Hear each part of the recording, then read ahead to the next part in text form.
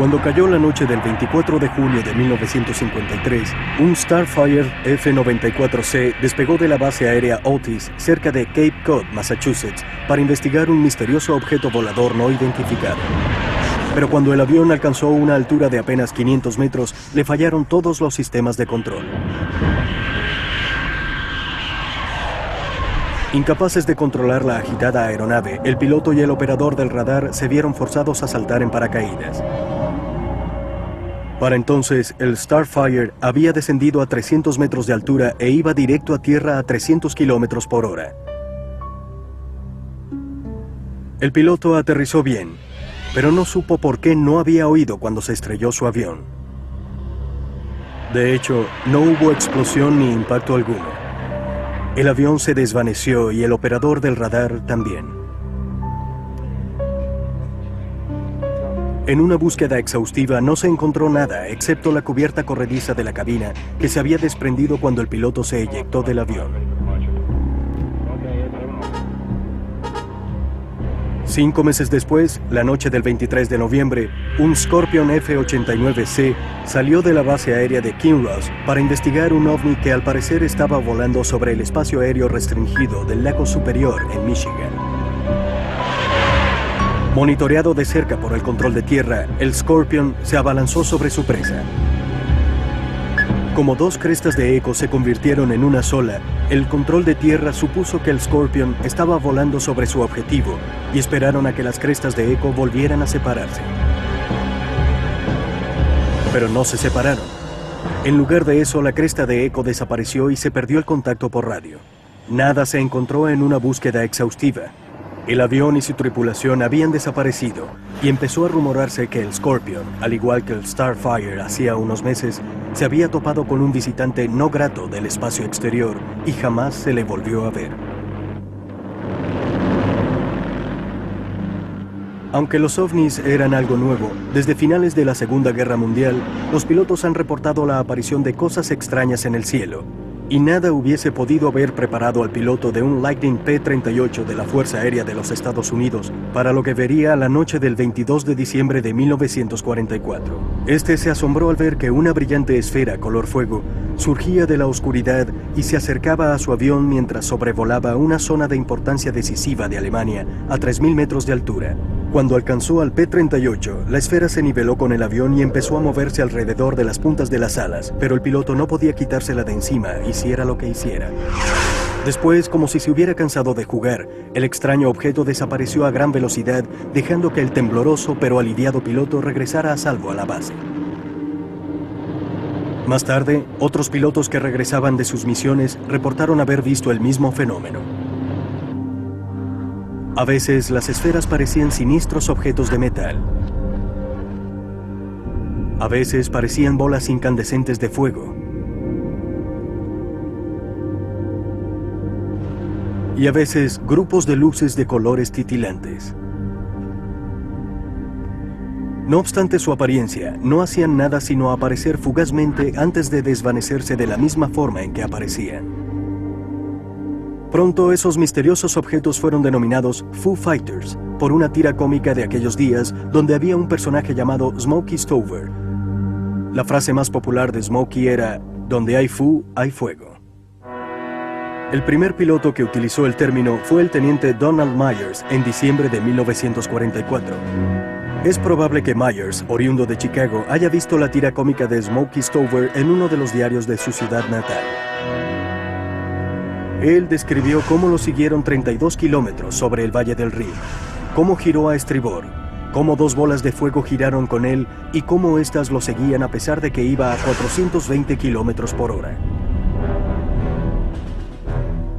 Cuando se hicieron públicos unos documentos militares confidenciales que iban de noviembre de 1944 a enero de 1945, se encontró uno que corroboraba los misteriosos encuentros de Myers sobre los cielos germánicos. El documento mencionaba 5 o 6 luces, unas rojas y otras verdes, en una formación en forma de T, que siguieron a otra aeronave varios kilómetros antes de desaparecer. Aunque Foo Fighters sonaba inofensivo, Los aliados se lo tomaron en serio y les preocupaba que los alemanes hubieran inventado una nueva arma secreta con capacidades extraordinarias que pudiera extender la duración de la guerra. Cuando Estados Unidos entró en la Segunda Guerra Mundial tras el ataque japonés a Pearl Harbor el 7 de diciembre de 1941, Hitler sabía que los riesgos eran mayores. En vista de ello, les ordenó a sus científicos e ingenieros que inventaran una serie de armas secretas, aeronaves y otros artefactos militares para confrontar al enemigo. Las más efectivas eran las llamadas armas de la venganza, entre las cuales la más devastadora era el misil V2. Cargado de explosivos, este cohete automático de 14 metros de largo, con un peso de 12 toneladas, tenía un alcance de hasta 5.800 kilómetros a gran velocidad, y era en aquel momento indestructible. Cientos cayeron en Inglaterra causando pánico generalizado, destruyendo grandes áreas y matando a miles de personas. Tras el devastador éxito de los V2, los ingenieros aeronáuticos de Hitler inventaron el ME-163, o Comet, un avión interceptor propulsado por un cohete capaz de volar a 960 km por hora a una altura de 12.000 metros. Cuando el Comet despegaba, soltaba el chasis, dándole así una tasa de elevación más alta. Más revolucionario aún era el bombardero Horten. Diseñado como una inmensa ala voladora, el prototipo tiene un misterioso parecido con el Stealth de hoy en día. Con un alcance de 11.200 kilómetros, velocidades de más de 960 kilómetros por hora y un techo de 15.000 metros, el Horten fue diseñado para cruzar el Atlántico y bombardear Estados Unidos. A finales de 1944 estaba claro que Alemania iba perdiendo la guerra, pero los aliados estaban conscientes de que los científicos de Hitler seguían trabajando en aviones como el Horten y el Comet y que podían inclinar la balanza a favor de Hitler y Alemania. Así que cuando empezaron a llegar los reportes de los pilotos estadounidenses sobre los Foo Fighters, los aliados temían una nueva y mortal amenaza alemana. Pero los Foo Fighters, fueran lo que fueran, no eran agresivos.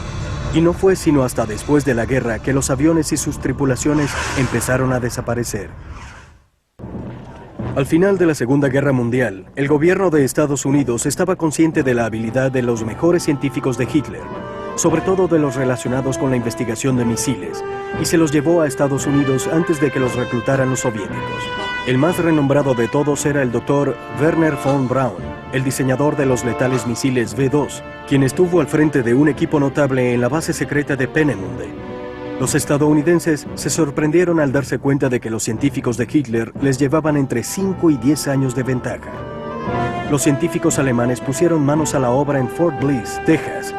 La vasta y amplia extensión cerca de White Sands, Nuevo México, se utilizaba para probar nuevos cohetes y misiles. Pero no pasó mucho antes de que los pilotos estadounidenses empezaran a ver otra vez objetos misteriosos en el cielo.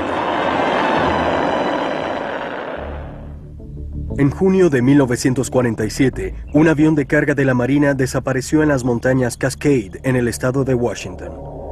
El comerciante Kenneth Arnold, un piloto con más de 4.000 horas de vuelo, estaba convencido de que podía encontrar el avión y llevarse la recompensa de $5.000.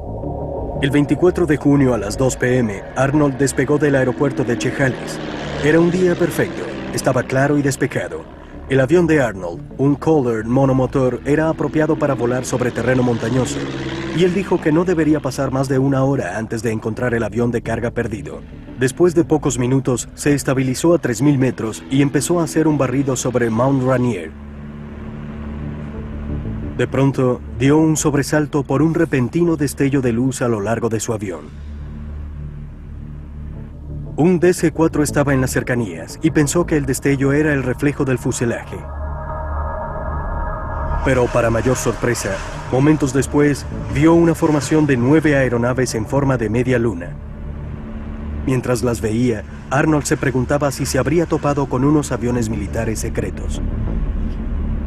Dijo después que lo que más le molestaba mientras las veía destellar a lo largo de su curso era que no tenían cola y que seguro que cualquier piloto que las viera se fijaría en eso más de una vez, que él las había visto a una distancia de 30 o 40 kilómetros.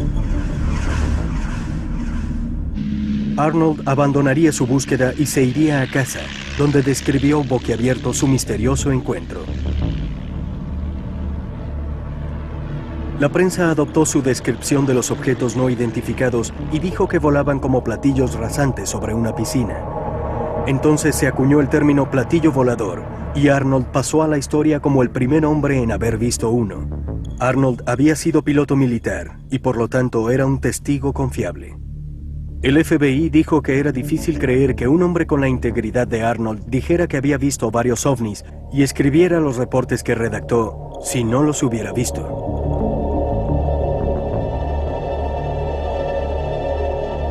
Las autoridades estadounidenses dijeron que no tenían conocimiento de los extraños objetos y sospecharon que Arnold había visto unas aeronaves rusas desconocidas. Pero mientras más lo pensaba, más se convencía de que lo que había visto ese verano de 1947 en las montañas Cascade desafiaba toda explicación racional.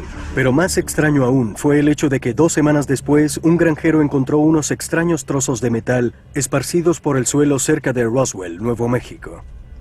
El grupo de bombarderos 509 que los examinó inicialmente dijo que el metal parecía de un ovni que se había estrellado. Después dijo que lo que el granjero había encontrado eran los restos de un globo meteorológico. Sin embargo, el Área 51, como se le conoce a esa zona, quedó cerrada al público. Arnold estuvo obsesionado con descubrir la verdad hasta su muerte en 1984, e incluso escribió un libro al respecto. Después de la experiencia de Arnold con los ovnis, se vieron una serie de objetos por todo Estados Unidos. Unos eran, incuestionablemente, meteoritos que se quemaban mientras atravesaban la atmósfera terrestre, pero otros siguen siendo un misterio hasta el día de hoy.